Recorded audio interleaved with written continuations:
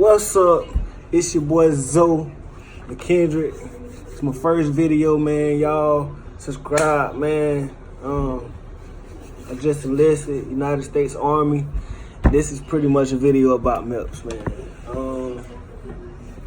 Meps, it's not as bad as your recruiter say it is, okay?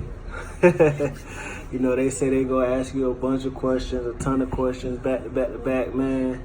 Overall, my experience at Meps went pretty well. I'm from Gainesville, Florida. I'm 23. I just enlisted as 11X infantry. I ship out July 23rd, Fort Benning, Georgia.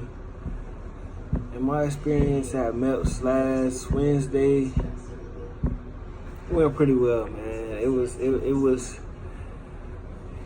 a good experience, but it's not as bad as your recruiter say it is, man. Pretty much, I'm gonna just give you guys a rundown of pretty much everything that happened. You arrive at your recruiter's office, 10 o'clock. Well, where I'm from, it was 10 o'clock. Talk to your recruiters for a little bit. They kind of get you prepared for what's going to go on at Meps. My Meps Center, Jacksonville, Florida. You get on the van, and you go on over, you drive up to Jacksonville, Florida, and you arrive at Jacksonville Meps. And probably like 5 minutes before you get there, you got to put your phone up. No phones. Get off the van. Everybody pretty much line up at the doors of the front.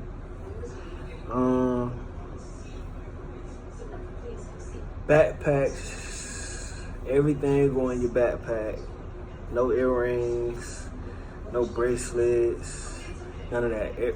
Belts, everything coming off. You going through like airplane security, type security. Everything go in your backpack. It's gonna go through a conveyor belt. You're gonna walk through the, the little whatever, metal detectors or whatever. You're gonna go in, you're gonna sign, you're gonna check in at the front desk. And then from there, you're gonna go into a room where you're gonna take either the confirmation test or it's like a 1 in 5 person if you go actually take the whole ASVAB again, the whole podcast again. Luckily, I took the confirmation test. And it went pretty well. It was only 30 questions, and it was like 45 minutes, and it was only 30 questions. And those 30 questions was pretty much the same questions from the podcast that you took at your recruiter's office, but they just in a different order. So they not arithmetic, knowledge of arithmetic, reasoning, and science. They just scattered everywhere. So it was pretty cool. Now for taking the actual test again, I don't know. Like I say, but when I went, it was like everybody was taking the actual ASVAB again. And I came in and it was like people was, I don't know if they was just taking it slow or if they was just, I don't know. But after that, after you finish taking the test, you're just gonna go sit in the lobby. It'll be some other people out there that probably came before you, and people that'll be waiting on the ceremony. It'll be some family there and stuff like that. So you just gonna sit out there and pretty much just wait till it's time to go back to the hotel. The van is seat 15 people, so I won't say rush with the test, so you can go ahead and go back to the hotel. Take your time on the test. Take it as, answer every question as if you're taking the whole test again, So the van go pick you up, take you back to the hotel. The hotel is literally like right around the corner. It's 7 minutes.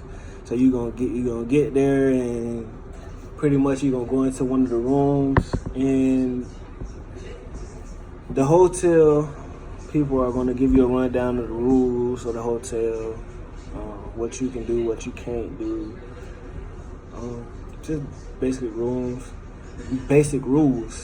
Then they have like a game room, games, multiple game screens. They have all the games. Funny, man. I was there, and there was a guy playing UFC, and he just could not figure it out. Man. The dude down there just kicking his behind, man. He was getting so mad, man. It was just so funny, man. But after that, you're pretty much free to do what you want. Other than you can't really leave the hotel unless you're in a car. Ain't no walking nowhere. You can have family come, but they have to pick you up. You have to be back before 9:30. You have to be in your room at 10 o'clock. All I could say, probably that night, go to sleep. Get you some rest. Get some rest, man. Don't be trying to stay up and talk to everybody. Just try to get you some rest, man. It's gonna help out, because that following day. So that night ends like that. My personal experience, I was in my room. I got there, listened to all the rules and stuff, went into the game room, played the game for a little bit, ate. Oh, that's another thing. The food. Do not eat no Alfredo. No, do not eat no chicken Alfredo, man. It sounds good, and your recruiter will tell you, do not eat lots of fruits. The morning of, do not eat lots of fruits and sweet stuff, and all of that stuff that'll mess your blood pressure up, like drinking coffee, a lot of caffeine. Like, stay away from that stuff. Listen to your recruiter. I don't drink coffee. I don't really socialize with coffee like that. I do love fruit.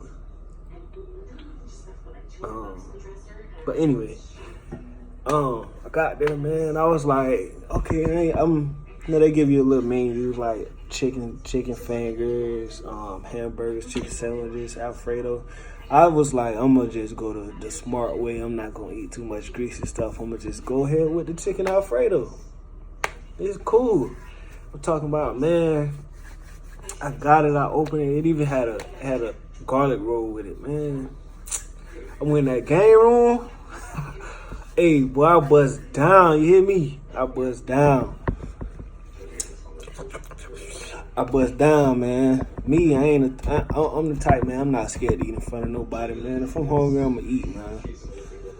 I'm just me. You feel me, man? So that was about 6 o'clock. So as it started getting later, like I said, I was in the room, man. At first I wasn't really socializing with nobody like that. That's just me. I'm a quiet person sometimes. So I was up in my room. I was on FaceTime with my girl and my little brother. So about 9 o'clock, I just started getting hungry. Actually, it was about 8:30. So I was like, man, I'm gonna just go ahead and order me a pizza, a little Hungry House pizza. Oh, you can't order food, but you have to be downstairs waiting on it. You can't order no food to your rooms and stuff like that. You have to be downstairs. So I ordered me some pizza. It's like 8:55. My pizza did not come to 9:50. Like 9:55, man. I was downstairs for like a whole hour waiting on my pizza. Finally get my pizza. Mind you, now we had to be in our rooms at 10 o'clock. So I get my pizza, I go upstairs and stuff. And my roommate from Jacksonville, and he's never had Hungry Howie's pizza before. He said Little Caesars is better than Hungry Howie's. I said, bro, you tripping. You tripping, bro. Little Caesars be hot and ready, but that Hungry Howie's gonna hit the spot. You hear me? So, we start munching down on that, and I'm not hungry, but I'm hungry. But I can still feel the chicken Alfredo in my stomach, So I started eating. I hadn't drunk me a soda. So I go back to my personal experience. My roommate, he had I think he said he had just graduated like the day before. So he was fresh out of high school. I can't remember his name. But anyway, the hotel is my hotel in Jacksonville was very nice. It was overall nice.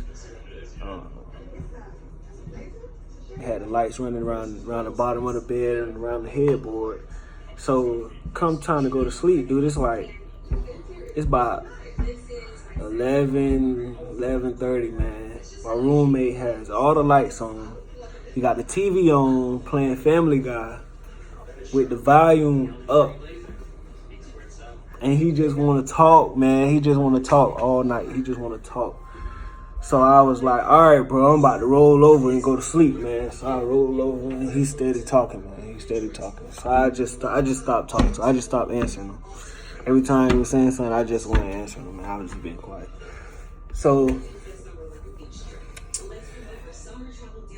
the following morning, breakfast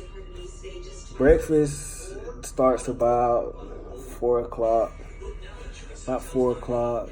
And it ends, for us, it ended at about 5:30.